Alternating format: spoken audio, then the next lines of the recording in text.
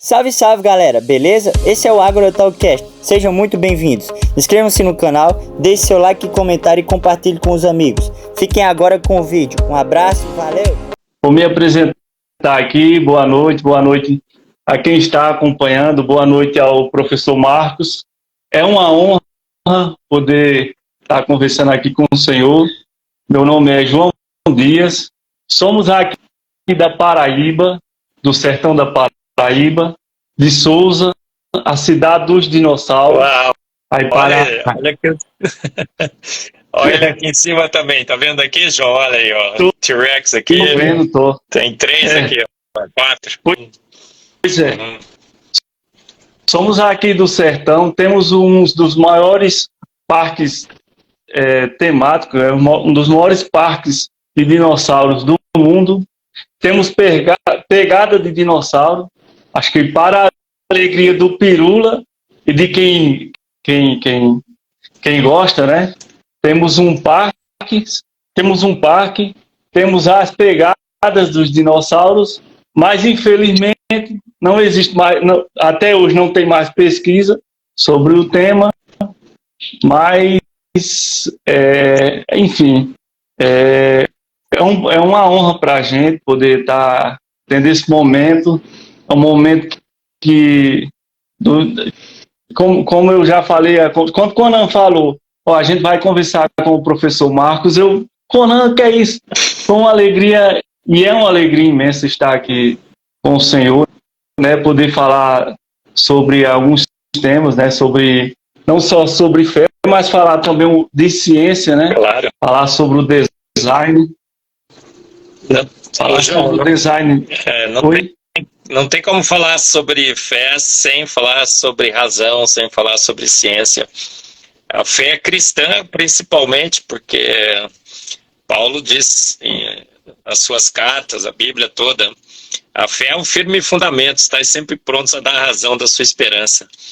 Então, a fé cristã não tem como desvincular da ciência, do conhecimento. Então, será, sem dúvida, um papo super mega legal, João e Conan. Uma honra, como eu falei para o senhor. Eu esqueci de me apresentar, mas enfim, vamos lá. Eu me chamo Conan, como o João falou muito bem, a gente mora em Souza, na Paraíba. O João citou aí o Vale dos Dinossauros, que é bastante conhecido aqui. É um ponto turístico da cidade, que inclusive temos pegadas, registros de pegadas, enfim. E falar que é uma alegria imensa estar aqui com o senhor, e o bate-papo vai ser bem interessante, tá? Vamos aprender um bocado aqui. E temos algumas perguntas para fazer. Sim, interrompendo um pouco, Conan, eu queria que o senhor imaginasse 2 alunos que acabaram de chegar na sala de aula. Tem um que tem capacidade de aprender mais rápido, que é Conan, e tem outro que é um pouco mais lento para aprender, que sou eu. Não. É isso. Tô vendo as fotos aqui na internet de Souza, o Vale dos Dinossauros, que lindo, tá cheio de T-Rex vegano aí, pessoal. Sim. Ó, T-Rex vegano é até bom. Inclusive vegano na minha camiseta aqui. Uau, sensacional, hein? Tô vendo aqui, muito bacana.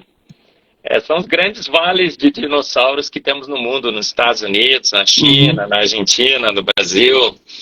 E depósitos de vários e vários ossos, tudo misturado. Uma grande canja de galinha, né? Dinossauro e lama que depositou rapidamente. Professor, pode falar, Ju, pode falar. Eu acho que, infelizmente, o que a gente tem a lamentar aqui na questão de Souza é a falta da preservação, porque eu acredito que se existisse pesquisa, poderiam encontrar muitas coisas, sabe, nessa localidade, mas infelizmente tem essa questão da falta de preservação, vamos dizer assim. As pegadas, viu? Essas pegadas, João, tem alguns lugares no mundo que tem pegadas de dinossauros com humanos. E outros lugares, assim, as pegadas são frescas demais. Não dá para imaginar que 60 milhões de anos essa pegada ainda está no chão, né, João? É mais uma grande evidência que a extinção dos dinossauros foi muito recente. Se extinção ocorreu, eu ainda torço para que a gente esteja errado e a gente de vez em quando aí, sei lá, quem sabe, um momento qualquer na história a gente descubra um dinossauro como descobrimos os, sei lá quantos, 200 milhões de anos a gente acreditava que eles estavam extintos. De repente a gente acha um, hein? Já pensou? Que sensacional?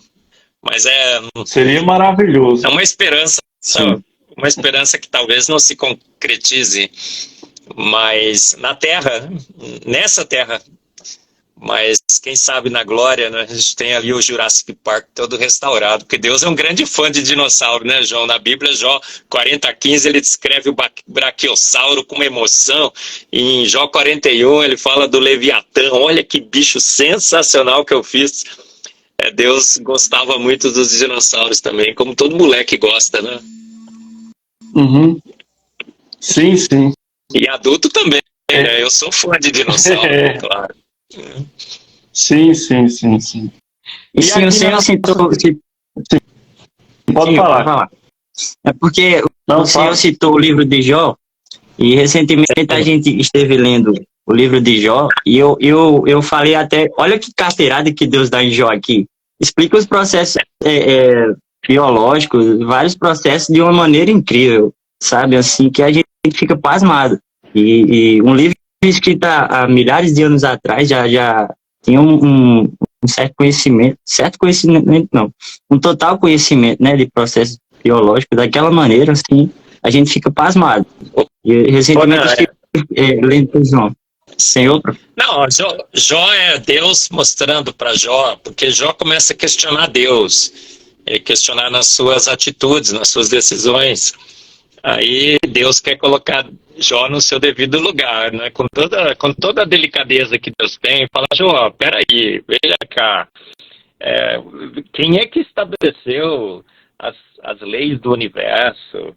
Quem é que criou esses bichos magníficos? E ele vai descrevendo. Aí ele chega até nos dinossauros. Quando ele chega nos dinossauros, em Jó 40:15, ele descreve um bicho que a ciência moderna desconhecia, né, João? Quando vai traduzir, eles colocam lá um hipopótamo, coloca elefante, porque o tradutor não conhecia aquele bicho. Ele falou: que bicho é esse? Algumas traduções até colocam monstro, porque o cara não acha o bicho. Então, antes da ciência descobrir os ossos e os fósseis de dinossauros, a Bíblia já descrevia um braquiosauro ali. É claro que é um braquiosauro. E ele dá todos os detalhes. Leviatã, ele descreve um dragão aí, basicamente. Aí dragão, o pessoal fala assim: nossa, o professor Marcos crê em dragão. Até 1600 todo mundo não só crê em dragão, mas saía de noite para caçar dragão na Idade Média. Caçar dragão era normal, ó. Quando você foi ontem à noite? Eu fui com um grupo aí caçar dragão. São mais de 200 civilizações diferentes no mundo que têm relatos de dragões, e assim, não é igualzinho, mas é consistente e coerente com répteis. E répteis muito parecidos com os dinossauros.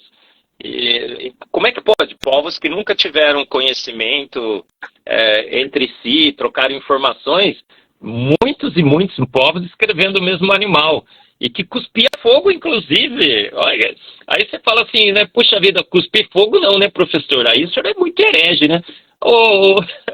João, e quando tem bicho, o besouro bombardeiro, ele cospe um fogo químico muito mais oxidante, muito mais venenoso e mais sofisticado do que o próprio fogo. Água oxigenada, peróxido de hidrogênio com hidroquinona, 270 graus Celsius, 2 tambores lá que misturam. Tem vagalume que tem lâmpada de LED, muito mais sofisticada, em dias que tem 800 volts de descarga elétrica. Então, é porque a gente nunca viu um bicho cuspindo fogo que a gente fica achando que cuspir fogo é difícil. É metano e alguma coisa para acionar a queima. Mas muito, muito mais fácil que muito bicho que nós temos hoje, como esses que eu mencionei. Então, olha, a Bíblia é sensacional porque ela descreve fatos, ela não descreve boatos. e grandes verdades bíblicas que têm sido confirmadas pela ciência. Cada vez que a ciência avança, ela mais se aproxima da Bíblia. Olha que sensacional, por isso que eu digo que eu não creio na Bíblia, eu tenho certeza que ela é um livro totalmente digno de confiança. Sim, professor, para falar para o senhor que, assim, para mim, sempre foi filosoficamente mais lógico pensar em um criador, né? Até por causa de várias leis aí de causas e efeitos. Mas, assim para mim, sempre foi mais lógico pensar em um criador. Agora, quando eu conheci o senhor e me apresentaram a teoria do design inteligente, nossa, aquilo dali caiu, sabe? Então, assim, eu fiquei pasmado, até comentei na época com o João. João, olha isso aqui, cara, que interessante que é. Então, a gente, como que eu posso fazer em escolas, a gente cresce com aquele paradigma evolucionista, não é? Que como o senhor gosta de falar em vários podcasts aí, que a evolução é mais lei do que a lei da gravidade, não é? Mas, enfim, a gente começa a aprender coisas novas assim sobre o design inteligente, bastante interessante. E a gente fica pasmado, sabe? Uma pergunta, professor. Tem muitas pessoas ainda no Brasil que não conhecem o design inteligente. Eu queria que o senhor explicasse aí, para quem está conhecendo agora, o que é o design inteligente. Muito bem, João. Ótima pergunta. Que eu sou presidente da Sociedade Brasileira do Design Inteligente. Nós temos mais de 3 mil membros agora. Teremos em São Paulo, agora de 7 a 9 de julho, o 4º Congresso Brasileiro do Design Inteligente. É uma sociedade estabelecida, tem CNPJ, tem mais de 3 mil membros cientistas, faz congressos regularmente no Brasil. O 4º agora, a gente tem 300 inscritos, fechamos as inscrições, que não cabia mais, estava abarrotado o salão, e uma avalanche de pedidos. A gente fez uma conta que deve ter uns 200 que ficaram de fora. E por que tudo isso? Porque é uma teoria absolutamente racional, uma teoria científica, defendida por cientistas, com argumentos científicos, evidências científicas, e sem nenhum pressuposto filosófico ou teológico. É boa ciência, que diz que, infelizmente, para quem acreditava no naturalismo, Darwin morreu, as ideias de Darwin morreram, aquela ideia que Darwin diz, teve um dia de que processos naturais não guiados, sem intenção, sem propósito, teriam pego aquela ameba primordial e transformado nas mais diferentes formas de vida fantásticas. Tem cada coisa, tem meu cartunista, o Tiniel Araújo, fez 50 caricaturas dos bichos mais sensacionais do mundo, e ele vai publicar um livro agora pela Koval Press, bichos absolutamente sensacionais, como eu já falei aqui, né, o besouro bombardeiro, o vagalume, o camaleão, os axolotes. Tem peixes de profundeza que tem uma lanterninha na frente, assim, né, para atrair a presa. E o que percebemos em toda a vida na Terra, no universo e na vida, é uma complexidade absolutamente irredutível, é uma informação abstrata, é um ajuste finíssimo, antevidência, problemas que foram resolvidos de antemão, e evidências fortíssimas que acabaram com a ideia do lenta, gradual e sucessivamente de Darwin, e trouxeram para a ciência uma redescoberta, porque a ciência nasceu com a percepção de que tinha sido um grande Deus que tinha feito todas as coisas. Ela só deu um desvio lá em 1859, um passeio adolescente, eu digo. E a gente está voltando para as nossas boas, velhas, sólidas e consistentes origens da ciência. A gente não está fazendo nenhuma aventura, viu, João e Conan? E todos aí que nos ouvem. A gente não está fazendo uma aventura no design inteligente. Não é uma grande novidade que a gente está fazendo. Nós estamos fazendo uma contra-revolução. A gente está voltando às nossas origens. Aquela boa, velha, consistente e coerente constatação científica de que um grande ser com inteligência fez o universo, fez a vida. Os grandes pais da ciência, todos eles eram defensores do design inteligente. Newton, Faraday, Pascal, Thomson, Schrödinger, Planck, Einstein, todos defensores do design inteligente. Aí eu defendo o design inteligente, né, João? E quando o pessoal fala, nossa, olha o Marcos, ele enlouqueceu, tá precisando ver um psiquiatra, é um cientista louco, maluco, negacionista. Precisamos caçar o título que ele tem de comendador da Ordem Nacional do Mérito Científico. A Academia Brasileira de Ciência tem que expulsar o Marcos, tem que fazer um código de ética, como eles fizeram outro dia. Eu não sei, eu desconfio que eles fizeram especificamente para me enquadrar. Por quê? Porque o Marcos defende a ciência como os grandes da ciência sempre defendiam. A ciência que se rende aos dados, se rende às evidências, e que quando coloca as duas causas possíveis sobre a mesa, a teoria do design inteligente fez isso, processos naturais não guiados ou uma ação inteligente, conclui pelas evidências científicas que foi uma ação inteligente, de um ser inteligente que fez a vida, fez o universo e fez tudo, pronto. Ele não fez lenta, gradual e sucessivamente. Quem é? Não sabemos, pela ciência não dá para descobrir. Mas sabemos que foi um ser inteligente que fez todas essas coisas, uma ação inteligente, se você quiser reduzir um pouco essa constatação. E que essa grande descoberta foi feita dentro da ciência, por cientistas, com evidências científicas, jogando o jogo da ciência, fazendo suposições, levantando teorias, e com as evidências comprovando essas teorias. A teoria do design inteligente tem tanta evidência hoje que está quase para virar lei, viu? Mas não acho que vai ser mais lei do que a lei da gravidade, como dizem que a evolução é hoje, tá? Professor, Darwin, ele viajava por vários locais, né? Chegava lá, fazia um levantamento, e ele percebeu... se não me engano. Isso. Ele percebeu que alguns animais tinham estrutura diferente de acordo com o ambiente. Tipo, tinha tartaruga que tinha o pescoço mais longo em algum local, o pescoço mais curto em outros. Eu queria entender, professor, segundo o design inteligente, também o indivíduo ele sofre alteração de acordo com o ambiente que ele vive também? Sim, claro. João, o que acontece? Nós vamos verificar essas variações, essa diversificação. Tem um livro do Michael Behe, eu tenho ele aqui, tive o privilégio de traduzir. Vou mostrar para você, João. Esse livro aqui, A Involução de Darwin. Esse livro é um levantamento de vários e vários artigos científicos. O Michael Behe é extremamente técnico quando ele faz as suas afirmações. Então ele faz todo um levantamento científico e nós vamos verificar o que Darwin tinha visto nas ilhas de Galápagos, com as tartarugas, com os tentilhões, o que os evolucionistas veem hoje. E o que nós verificamos? Adaptações. Os seres já foram pré-programados no seu genoma para se adaptar às variações do ambiente. Então não é o ambiente que causa essas variações.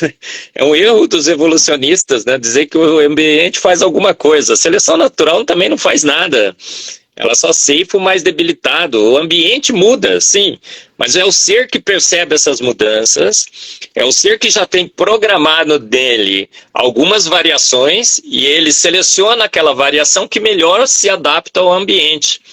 E todas essas variações sacam do pool genético. Então, toda vez que você precisa se diversificar, você vai ter que pagar o preço genético por isso. As diversificações não criam um ser mais sofisticado. Pelo contrário, ele gastou do pool genético. E você vai gastando até ser extinto. Você vai adaptando. Todo ser adaptado, ele é menos apto do que o selvagem, do que o original. Não tem essa história de mais apto. A seleção natural ceifa o mais debilitado. E toda vez que você tem que se adaptar, você gasta do pool genético. Mendel também, na genética de Mendel, é azinho, azão. Quando você vai se diversificando, você chega em azão, azão, azinho, azinho. Dali você não consegue se diversificar mais, você trava e você pode ser extinto. Então, as adaptações são processos previstos pelo designer. Elas sacam do pool genético, elas gastam, você fica menos sofisticado. Todo mutante é um debilitado, ele é menos capacitado, e o ser que se adapta, ele está mais próximo da extinção, não da sofisticação. Ele precisou sacar. Quando você tira dinheiro do banco, João, o saldo aumenta? Não. Fica igual? Na vida a mesma coisa, uma lei universal. Você sacou, gastou. E na diversificação genética, idem. Então as tartarugas estavam se adaptando. O tentilhão de Darwin, João, na seca, o bico ficou mais comprido e mais duro. E ele conseguiu quebrar sementes um pouco mais duras. E foi selecionado pela seleção natural. Sim, mas quando choveu, o que aconteceu? Quando voltou a chuva, o que aconteceu? O original e o mutante. Quem é que prevaleceu quando voltou a chuva? O mutante foi eliminado. Você vai nas Ilhas Galápagos hoje, disseram que as espécies iriam aumentar. Em 200 anos surgiria uma nova espécie. Foi uma previsão que foi feita pela evolução, mais uma previsão equivocada. Você chega lá na ilha, não aumentou espécie alguma, elas estão diminuindo por hibridização. E os seres que se adaptam gastaram do pool genético. E quando você vê o resultado, dizem que os tentilhões estão na ilha sob forte pressão evolutiva há 2 milhões de anos. O resultado é que a ilha tem o quê? Continua com tentilhões e com número menor de espécies. Estão gastando do pool genético e às vezes uma ou outra é extinta. Então, nada evolui. Olha o título do livro, João. A Involução de Darwin. O que a gente mostrou hoje pela teoria do design inteligente? Os processos que Darwin um dia propôs que teriam sofisticado a vida a partir daquela ameba primordial, na realidade fazem totalmente o contrário. Eu achava que Darwin tinha acertado em algumas coisas, hoje eu vejo que ele errou em tudo. O que acontece? Estão degradando os seres e a gente está evoluindo. As mutações fazem com que os seres vivos evoluam. O tempo, quanto mais tempo ficarmos aqui, mais evoluídos seremos. Eu brinco, João, se Jesus não voltar logo, não vai ter mais o que para resgatar aqui. E a seleção natural, ela só retarda um pouco esses processos de degradação, porque ela ceifa o mais debilitado. Ela não preserva o mais apto, ela ceifa o mais debilitado. Aí eu falei para o Monarca, ele falou assim, mas é a mesma coisa, professor, é a mesma coisa. Não é, gente. Para você preservar o mais apto, o processo tem que criar alguma coisa mais apta. Ele não cria. Agora, o mais debilitado, a evolução ocorre naturalmente, por você sacar do pool genético para se adaptar e também pelas degradações que ocorrem normalmente. A cada geração, a gente está ficando 1 a 2% mais debilitado pelas mutações deletérias que estão se acumulando a cada geração, João e Conan. Por isso que Jesus tem que voltar, o negócio está piorando, né? A gente percebe isso, a raça humana está sofrendo toda a vida, sofrendo um processo de involução acentuado. E cada vez estamos piorando. Somos todos mutantes debilitados. Professor, com todas as evidências faladas assim, sobre o design inteligente, por que o senhor acha que, qual o motivo da academia ainda ter tanta resistência à teoria? O senhor acha por quê? Porque chega lá no Corinthians e fala que o Palmeiras tem Mundial. O que é que você vai achar que vai acontecer? Não. Eu vou dizer que não tem. Só vale que a FIFA...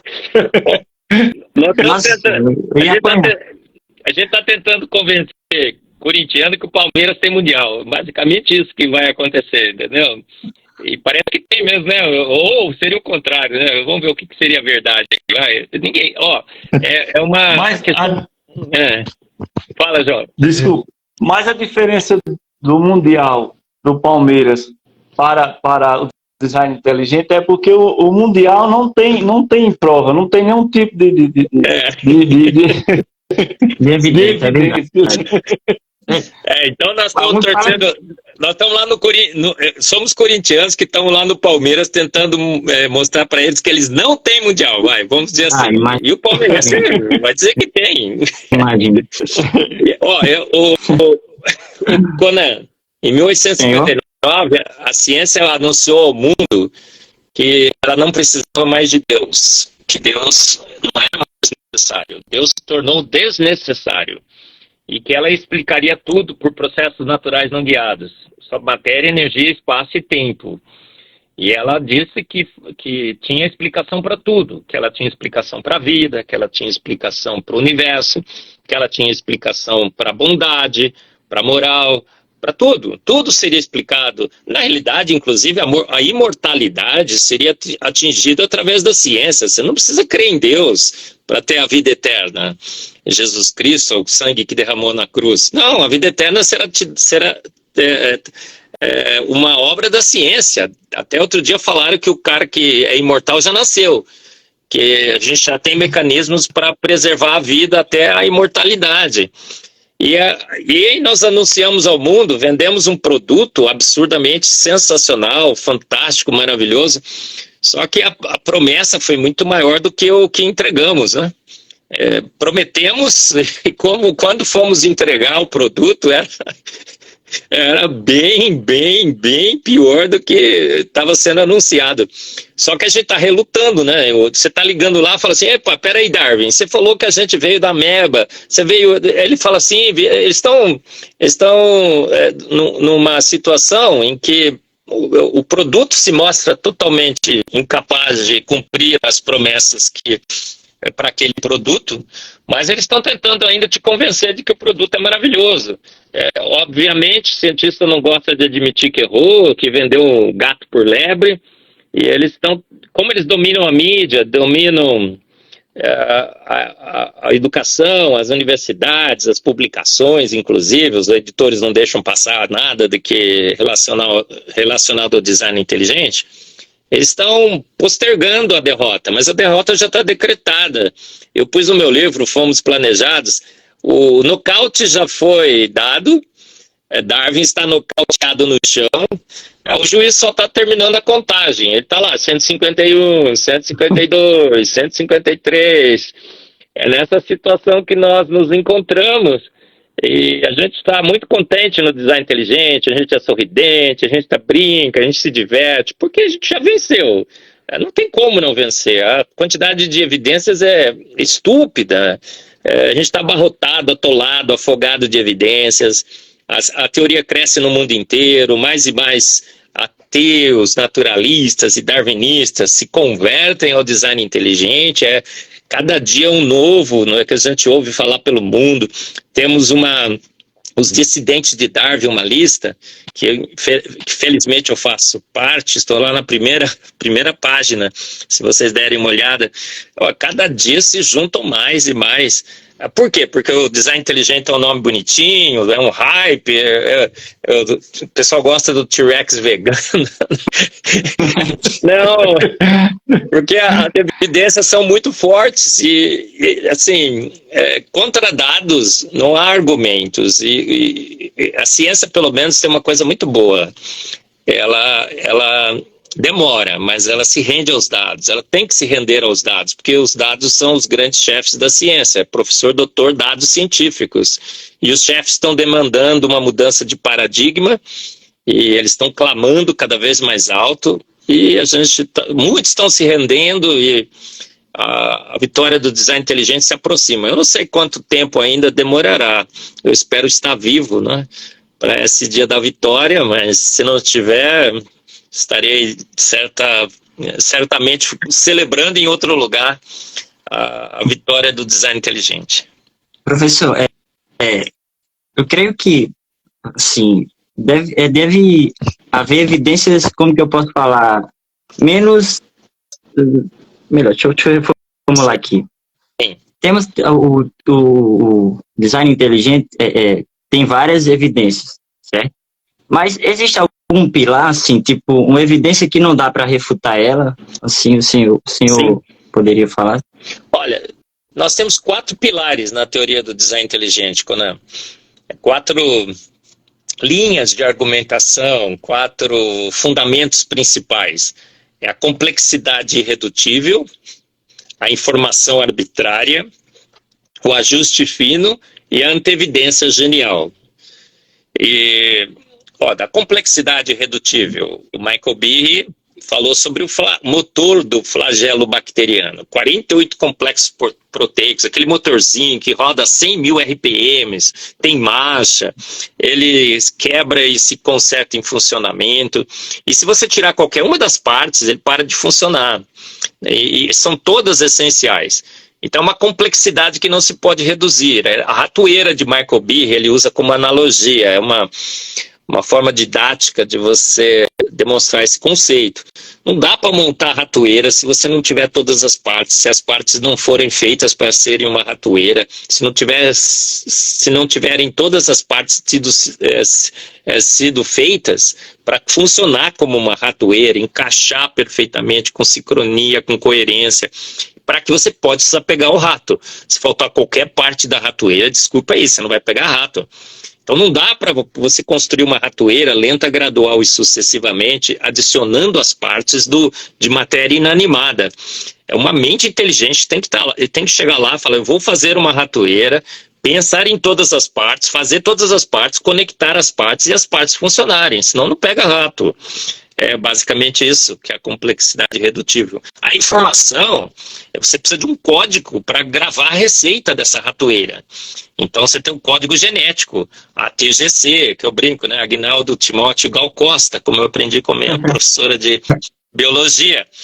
Aí não tem como, informação é arbitrária, o código, você precisa de uma mente inteligente para definir o significado dos caracteres, o que aqueles caracteres, no agrupamento dos caracteres, significará. Então, CTA igual a valina.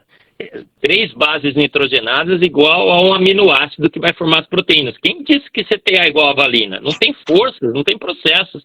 Foi uma decisão arbitrária, por livre arbítrio, o nosso código foi estabelecido. O único ser conhecido que nós temos no planeta que tenha livre arbítrio para decidir códigos são mentes inteligentes. Não tem como você imaginar que processos naturais não guiados, o acaso despropositado, teria como formar um código e o melhor de todos os códigos. O código genético é uma inteligência absurda, tem um splicing alternativo, o overlapping genético, é o melhor de todos os códigos, são 8 níveis de codificação, e é uma codificação linkada com a outra, é absurdamente inteligente. O ajuste fino, são 26 constantes universais finamente ajustadas, a água é finamente ajustada para as biomoléculas da vida. A água tem 74 propriedades físico-químicas únicas que são essenciais para a vida na Terra. A química do carbono é finamente ajustada para a química para ocorrer na água, que é o líquido da vida. E aí vai, a lista de ajustes finos é interminável. A Antevidência, que é o meu livro, que agora esgotou, mas eu só tenho esse aqui agora deixa eu pegar aqui para vocês. Essa é a versão em espanhol, Previsión. O que acontece? Problemas futuros que foram resolvidos de antemão. O cara olhou o sistema e falou, cara, aqui vai dar pau. Então eu preciso colocar esse artefato, essa artimanha aqui, esse processo, para que quando o problema ocorrer, a solução já esteja lá.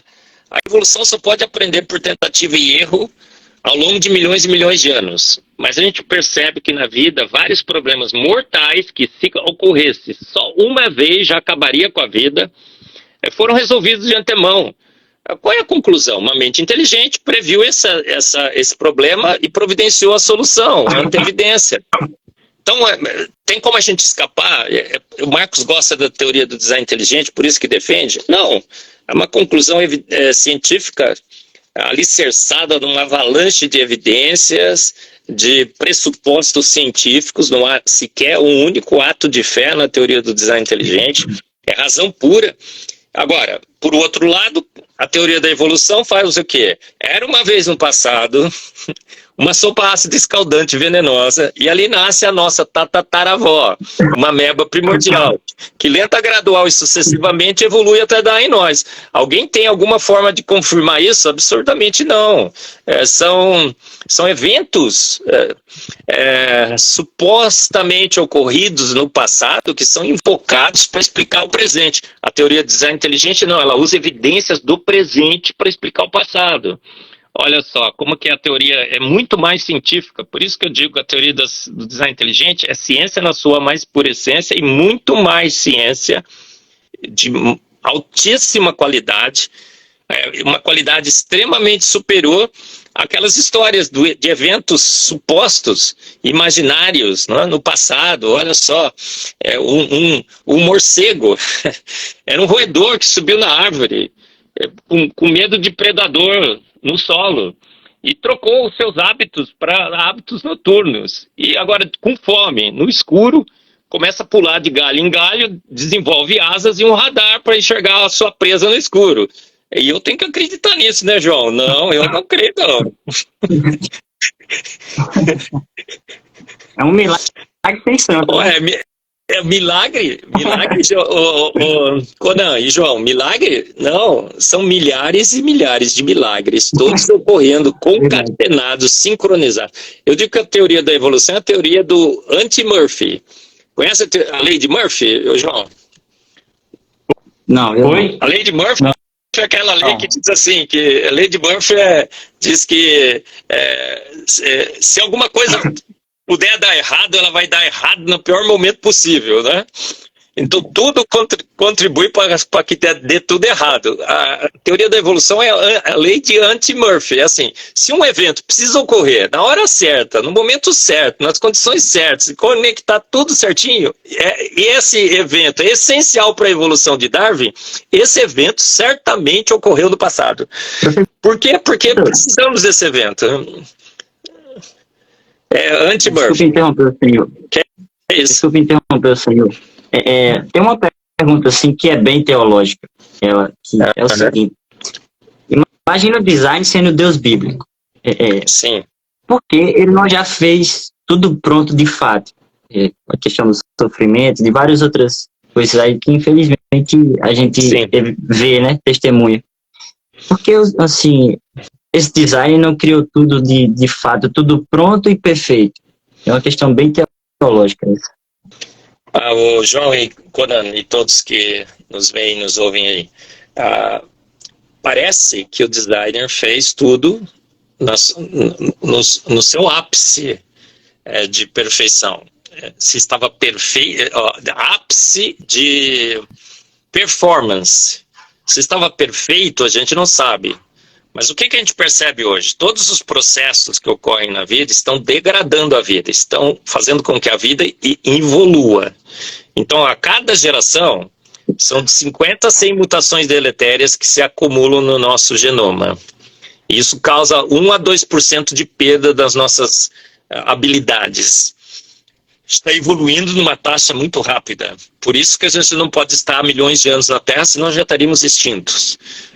A quantidade de mutações deletérias dá 6 mil anos, inclusive, que a gente estaria na Terra.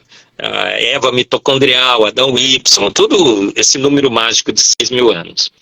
Então, parece que a gente está evoluindo. Então, regride o filme, tá? Isso não é muito boa ciência, mas ciência que extrapola, mas a gente pode fazer essa extrapolação. Se fizermos essa extrapolação, a gente chega à conclusão que nós éramos muito melhores. Eu não sei se éramos perfeitos pela ciência, mas éramos muito melhores geneticamente, as nossas habilidades. A gente era mais inteligente, a memória era melhor, a gente vivia mais, nós éramos mais altos, tudo. A gente está evoluindo a uma taxa alarmante. E agora, se estava perfeito ou não, a ciência não sabe. A gente não consegue saber até onde eu posso voltar para trás desse filme. Por isso que eu digo que o design inteligente é magnífico, mas é uma ciência limitada. Eu tenho um livro que bate muito bem com a ciência, ela nunca perdeu um embate com a ciência, por isso é o que eu considero digna de toda a confiança, a palavra de Deus, a Bíblia. E esse livro nos diz, né, o Conan, que no final da sua obra ele viu que era muito bom. João? Muito bom de Deus deve ser bom, muito, muito bom mesmo, né, João? O muito bom de Deus, o Conan e João. Então, eu entendo que nós éramos geneticamente perfeitos. A gente não tinha sequer uma mutação deletéria. Nós fomos feitos para viver eternamente, com o nosso genoma perfeito. De geração em geração não tinha acúmulo de mutações deletérias. Os mecanismos de apoptose, de morte celular, só ocorrem quando danos acontecem na célula.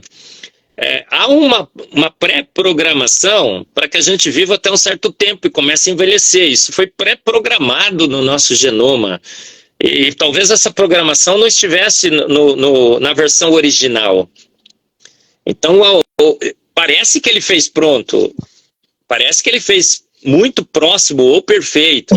Parece que ele fez sem mecanismo de apoptose, sem mutações deletérias. E isso aconteceu depois que ele terminou a sua obra. Aí a gente precisa da Bíblia para entender, né? A queda, o pecado. Deus, na realidade, ele não se arrepende, mas ele coloca na vida mecanismos que estão diminuindo a perfeição, estão diminuindo a capacidade da vida de se resistir aos ataques do meio ambiente.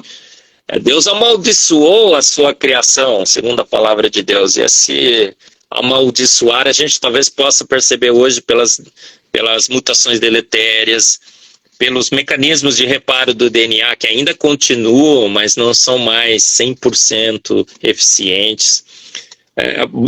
Só ciência é muito bom, né, João e Conan? Mas para a gente entender bem a vida, para bem entender tudo o que somos, aonde estamos, para onde vamos, por que somos como somos, a gente tem que acrescentar filosofia e boa teologia. E aí a gente tem um conhecimento perfeito de todas as coisas. Eu tenho dito muitas vezes, professor, que se o ser humano fizesse ao menos 10% do que Jesus, da filosofia de Jesus, a humanidade seria perfeita. Eu acrescento falando que Cristo é Salvador, sendo filosoficamente ou espiritualmente. Isso é inegável. Cristo é Salvador. Sem dúvida, o João e Conan, e ele é o nosso modelo, nosso referencial de conduta, de comportamento, como devemos nos comportar em relação ao Deus e ao próximo. Então, se tivéssemos todos, né, sendo de fato imitadores de Cristo, o mundo seria muito, muito, muito melhor. Sim. Mas o que a Bíblia diz, né, João, é que a natureza, a criação de Deus será restaurada. Nosso corpo será restaurado, o nosso intelecto, a nossa alma, tudo será restaurada e viveremos na Jerusalém celestial andando em ruas de ouro com o nosso Mestre Jesus. E lá teremos perfeição absoluta, tanto na matéria, porque Cristo ressuscita um corpo material incorruptível, como também o pecado será retirado. Então viveremos aí sim como Cristos, nosso irmão, Jesus é nosso irmão, é como nosso irmão, Jesus Cristo. Fomos feitos filhos de Deus e co-herdeiros com Cristo, e estaremos na glória aí numa situação em que as mazelas desse mundo estarão todas eliminadas. Olha que e restaurado a uma condição inicial de perfeição. Tudo era muito bom, vai voltar a ser muito bom. Professor, até onde a fé e a ciência podem dialogar? Elas concordam? Sim, sim. Olha, é uma percepção totalmente equivocada de que ciência é ciência, fé é fé. Ciência está aqui, a fé está ali. Impossível isso, impossível. Olha, por exemplo, sobre as nossas origens. Né? Toda vez que você levantar uma teoria sobre as nossas origens, as consequências dessa teoria, as implicações dessa teoria, filosóficas e teológicas, sempre acompanharão a teoria. Não tem nenhuma teoria sobre as nossas origens que possa ser neutra, filosófica e teologicamente. Olha, se você fala que uma ameba primordial evoluiu por processos naturais não guiados, obviamente as implicações filosóficas e teológicas serão: não há Deus. As forças naturais criaram o universo. Portanto, não terá juízo final, não tem ressurreição, não tem vida eterna. Acabou. Mas aí se alguém fala assim, olha, um ser inteligente formou a vida com propósito, com intenção, um ser absurdamente inteligente, sábio, todo-poderoso, opa, então há Deus. Opa, peraí, então a propósito, talvez esse ser nos programou para viver aqui e depois viver eternamente em outro lugar. As implicações filosóficas e teológicas de qualquer teoria científica são inevitáveis. Então essa separação de fé e ciência é absurda, não existe isso. Todo cientista, quando vai fazer sua ciência, na realidade, coloca sobre a mesa, na hora de interpretar os seus resultados, todo o seu arsenal de filosofia e teologia. É muito difícil para o cientista desvincular. Eu falo no meu livro que é possível, mas é difícil. Então não tem como você desvincular fé e ciência. Todos os grandes cientistas eram homens que criam em Deus, né? Os pais da ciência, como eu mencionei aqui, usavam inclusive a Bíblia como referencial para fazer ciência. A palavra laboratório é labor com oratório.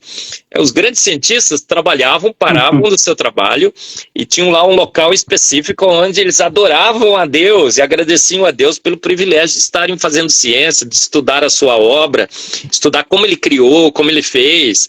O Fleming, que descobriu a penicilina, chegaram para ele e falaram assim, nossa, que sensacional que você fez, né? Através da ciência você descobriu os antibióticos e a ciência está salvando a humanidade. Ele falou, não descobri nada, eu até saí de férias, um fungo foi lá e contaminou minhas bactérias, cara. Depois que eu fui olhar lá, eu achei lá a molécula, a penicilina, eu achei, e agradeço a Deus pelo privilégio de ter achado. Olha como o bom cientista faz ciência, agradecendo a Deus pelo privilégio de descobrir. Eu estou escrevendo um novo livro agora, A Ciência Imita Deus. Porque a ciência nega a Deus, ela diz que Deus não existe, que Darwin matou Deus, que Deus não pode colocar o pezinho na porta da ciência, que cientista bom é cientista ateu, que o Marx que crê em Deus é um herege, um louco, um pseudocientista, negacionista, mas a ciência só tem avançado e só avança e só avançará copiando Deus, plagiando Deus. A gente só voa porque plagiou o voo dos pássaros. A gente foi lá e copiou tudo dos pássaros, até as álulas, né, que faz os flaps dos aviões para pousar, foi copiado dos pássaros. Todos os remédios, ô João, você vai na farmácia, vou perguntar isso para você, João. Você vai na farmácia, João, você compra um remédio. Aí você fala assim, ciência, ciência, ciência. Graças dou a Darwin e a ciência, porque esse remédio que a ciência criou me salvou. É assim que você deve falar? Ainda bem que tem a ciência, não precisei de Deus. Tem gente que fala isso, João. Não precisei de Deus. Foi o remédio lá da farmácia que me salvou, que a ciência me salvou. Olha que conclusão totalmente equivocada. Não sei se você sabe, João, mas você vai na farmácia, você pergunta para o farmacêutico lá, para os químicos e tudo mais, eles dirão assim, 33% dos remédios são produtos naturais, é coisa que extraiu de planta. Os outros 33% é inspirado em produtos naturais. E os outros 33% são produtos sintéticos. Mas se for olhar os produtos sintéticos, na realidade, é cópia de molécula que existe na criação de Deus. Então você foi salvo pelo remédio, está dizendo que foi salvo pela ciência, que não precisou de Deus, mas todas aquelas moléculas são imitação de moléculas que Deus criou, pôs na natureza, é plágio de Deus. O cara está falando que não foi Deus e foi. A Bíblia tem um versículo que diz assim, as plantas eu fiz, as folhas, as plantas, as árvores, as folhas eu fiz para remédio, as frutas para alimento. Então o cara toma um suco de laranja lá, vitamina C, ele compra vitamina C na farmácia e fala assim, nossa, olha só, a ciência está me salvando, não preciso de Deus. Como a ciência me salvou, Darwin, agradeço pela evolução que nós tivemos, que chegamos nesse momento da história em que a vitamina C, que a ciência, macacos evoluídos, descobriram a vitamina C e me salvaram. Infeliz não sabe que foi, na realidade, uma molécula que extraímos das frutas, da laranja que Deus criou. Pode? Não pode não, né, João? Que é isso? A verdade é que sempre esteve lá, né? Sempre sim, a natureza. A natureza, sabe o que é natureza? Você conhece a natureza, João? Você já foi apresentado para ela? Alguém já... Você tem ela no WhatsApp aí? Dá para ligar para a natureza para a gente fazer uma entrevista com ela? Não. Sabe o que é natureza?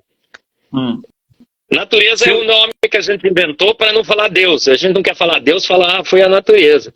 Natureza não existe. Natureza é a criação de Deus, é que Deus fez. Não tem nenhum ser capaz de criar olha como a natureza é sensacional. A gente não fala isso? Olha, a natureza criou esse bicho sensacional. A natureza não cria nada. A química quer nos matar. Os processos naturais querem nos destruir. As leis da termodinâmica querem... primeiro, ela limita a quantidade de energia e matéria na primeira lei. A segunda lei diz que a entropia aumenta. Está querendo desorganizar. A entropia quer nos desorganizar. A entalpia limita a quantidade de energia e matéria. A química quer nos matar. O oxigênio quer nos oxidar. É que a gente tem mecanismo de pegar o oxigênio, levar lá no pulmão direitinho e usá-lo, mas deixa o oxigênio livre, ele oxida. A água quer hidrolisar as nossas proteínas, ainda bem que as proteínas são feitas de poliamidas, entendeu? A natureza não cria, ela destrói os processos naturais. Então, natureza, eu tirei essa palavra do meu vocabulário, é criação de Deus. Olha que Deus magnífico, olha a sua criação como é magnífica. Por quê? Porque é assim, não tem como colocar isso na conta de um ser totalmente imaginário, não? Um conto de fadas. Era uma vez a natureza que criou todas as coisas. Sim. O senhor falou que o registro fóssil seria o maior pedra no sapato de Darwin. Eu concordo, mas eu concordo discordando, porque eu acho assim que a questão da moralidade e da ética, à luz da evolução, jamais vai ser explicada. O que o senhor acha? Qual é o seu ponto de vista sobre isso? Primeiro que a maior pedra no sapato de Darwin é uma figura de linguagem, né? Que registro fóssil é pedra no sapato de Darwin, concordou direitinho. Obviamente, não estou querendo dizer que, de fato, o registro fóssil é a maior evidência, mas contra Darwin, mas que é estrondosamente contra Darwin por quê? Porque as formas... É o museu da vida, né, o Conan? E Museu da Vida, onde supostamente todas as formas que habitaram a Terra estariam preservadas nessas camadas. As formas transicionais simplesmente não estão lá. O morcego aparece pronto, gente. O morcego aparece pronto. Morcego com asas e radar aparece pronto. Os dinossauros, né, João? O dinossauro que tem tanto aí em Souza, não tem precursor para dinossauro no registro fóssil. Ele, aparece pronto, desaparece pronto. As libélulas, não tem. O Stephen Jay Gould, um dos maiores paleontólogos de todos os tempos, falou simplesmente as formas transicionais não estão lá. A gente só tem os extremos, o resto é tudo suposição. Era uma vez uma forma transicional que conectou os dinossauros com as galinhas. com os pássaros, que virou canário. Não tá. Então, é realmente uma grande pedra no sapato de Darwin. Moral, sim, é outra pedra bem pontiaguda, né? Aí já poderíamos dizer que é o quê? Já não é pedra no sapato de Darwin. O que incomoda a gente? Vamos dizer assim, é uma dor nas costas, né? Terrível. Uma artrite, né? Artrite. Dor de dente. Dor de dente, é um dente, é uma dor de dente. Dor de dente é que é pior que pedra no sapato, né? Pronto. Eu vi um vídeo recente do senhor, o senhor falando que existe ateus no design inteligente. Sim.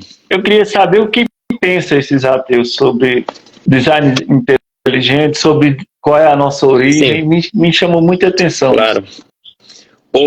João, é assim, temos ateus, temos agnósticos, temos como chama aquele pessoal da panspermia. Tem gente que acha que a Terra é redonda, tem gente que acha que a Terra é plana, tem gente de tudo quanto é tipo no design inteligente. Tem gente. Se tem gente de tudo quanto é tipo. Uhum. Mas o que você precisa para fazer parte do design inteligente? Você tem que fazer a declaração de fé e ser batizado no design inteligente? Não. Você tem que... Temos 25 segundos restantes da primeira parte da live. Sim. Podemos encerrar e iniciar outra parte? Isso. O que o senhor acha? Acho que é melhor encerrar, que essa pergunta é bem legal que o João fez, aí eu explico direitinho na segunda parte, tá bom?